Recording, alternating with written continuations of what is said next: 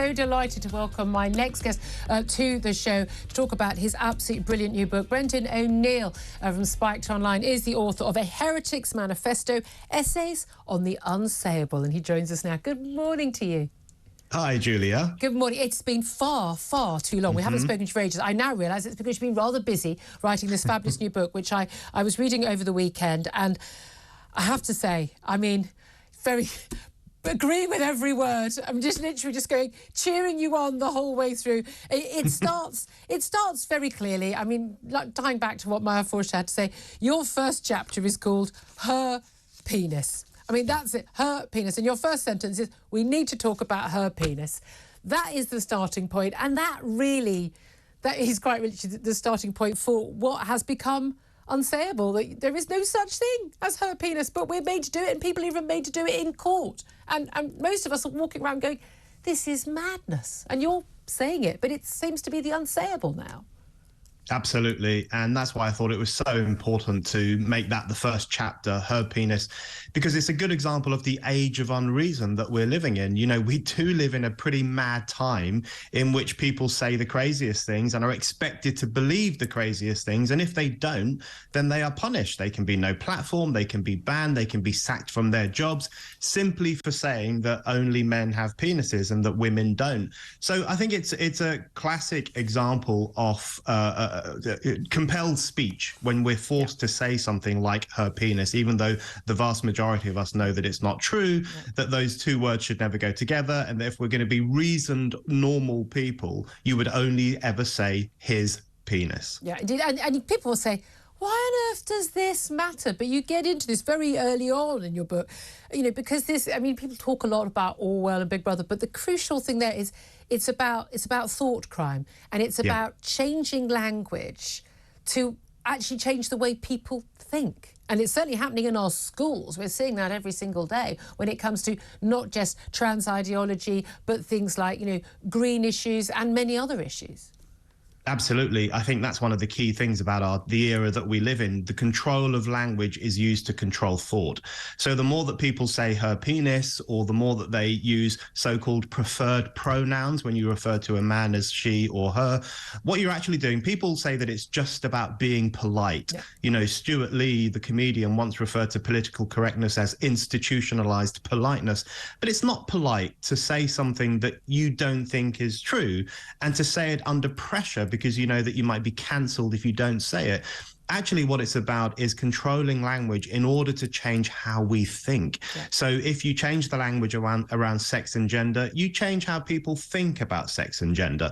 If you change the language around climate change, so it now becomes climate catastrophe, climate apocalypse, you change the way people think. You make it more difficult for people to say, look, we can deal with this. It's a pretty straightforward problem. We've got the brains to do it, because if it's a climate apocalypse, there's obviously nothing you can do. So I'm interested in the incremental language changes that are taking place in society and the impact they have on freedom of thought itself. And that's why I think it's really important to defend those things. Yeah, indeed. You say a climate denier, you know, echoes of Holocaust denier, and the language. Now, you actually touched on this in your chapter on climate change. It's not a debate about, you know, about the rights and wrongs of the debate. It's about the language around it and the ability of people to say, can we just talk about this and how big a problem it is and what are the options for dealing with it?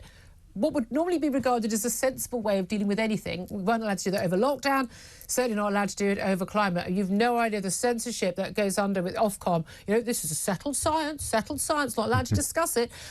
This is under your chapter called Witch Finding. And I was absolutely fascinated by your introduction to this about how people's relationship with weather and how people talk about weather and what the cause of bad weather has been over the years. Now, we all know about, you know, people thinking the gods brought storms or famine, you know, many millennia ago. But actually, you're saying it's actually far more recent, just in medieval times, that people blamed particularly women for bad weather. Talk us through this. Yeah, that's the second chapter of the book, as you say, called Witch Finding. And it's about the fact that the witch trials of the 15th and 16th and 17th centuries, the thing that those women were accused of was very often climate change. They were accused of bringing forward contrary weather. They were accused of causing crop failures. They were accused of causing very cold weather and causing people to die. This was the Little Ice Age, when the world, especially Northern Europe, got very cold for a few hundred years, and there was a lot of problems for humanity during that time. And so they went hunting for the evil people who were supposedly responsible for that climate change. And it was women, it was witches. They were burnt at the stake for causing climate change. So when you look back at that kind of era and think about what we're doing now, where we refer to climate criminals, people who have a dirty, big, horrible eco footprint on the planet, people who must be silenced because they're deniers. You know, some Greens have even talked about having international criminal tribunals to hold people responsible for their impact on the climate. It's very reminiscent of the medieval era and the punishment of witches in particular for bringing about bad weather. So I thought it was a good example of how there's a continuation between the hysteria and intolerance of the past and the hysteria and intolerance we often see today. And I think a theme that runs through the book, obviously the theme is about, you know, the age of unreason and the importance of freedom of speech for any movement at all, how vital it is to our democracy, to our freedom of our lives, but also how so many of these big causes now are almost religious in their ideology, whether it's trans ideology, whether it's, say, like, you know, the Black Lives Matter, you know, BLM, you aren't allowed to say White Lives Matter, that made you a racist. All lives matter, that made you a racist too. You had to bend the knee. One of your chapters called White Shame. Do you remember White Shame Summer? It was 2010, 2020, following, of course, the murder of George Floyd by an American police officer. Those were the year of lockdown. I mean, crazy, heady, strange times. But in so many areas, say climate ideology, you know, white guilt, all of this, there seems to be this air of sort of religious fervour and an unwillingness to look at, you know, those funny things we used to call facts as opposed to our truths. And those are themes that run through every chapter of this book and every one of these big debates that we are trying to keep having to keep the lines of communication open. Where do you think that comes from, that sort of religiosity in so many of these debates? I think it's probably a product of the lack of freedom of speech, because I think when you don't have freedom of speech, when you don't have open debate, people can become very dogmatic. They start to believe things not because they've tested them out in the public realm, but simply because they know they are right. And the point I've always made is that if you have a safe space where you hide away from conflicting ideas and disagreement, you will become a dogmatic person. You'll become a cultish person because you start to believe things simply because they're some revealed truth, rather than that because you've tested them out, you've seen if they really work, you've tested them against other ideas. You know, this is an argument that people have made over the centuries. You know, Cardinal John Henry Newman said, the human intellect does from opposition grow. And I think without that opposition, our intellect frazzles and it becomes weaker and we become more dogmatic. So the answer to all these problems is more freedom of speech, more freedom of thought. And again, I never understand if people are so sure of their opinion. There is no opinion of which I'm sure. There are some opinions I'll say, oh, I'm open-minded. I don't know enough about this. You know, teach me. I want to hear from both sides.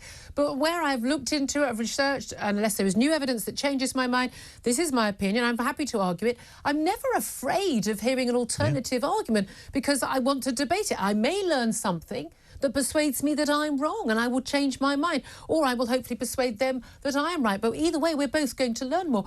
People who are afraid of freedom of speech and afraid of debate are afraid that their ideas are wrong, surely.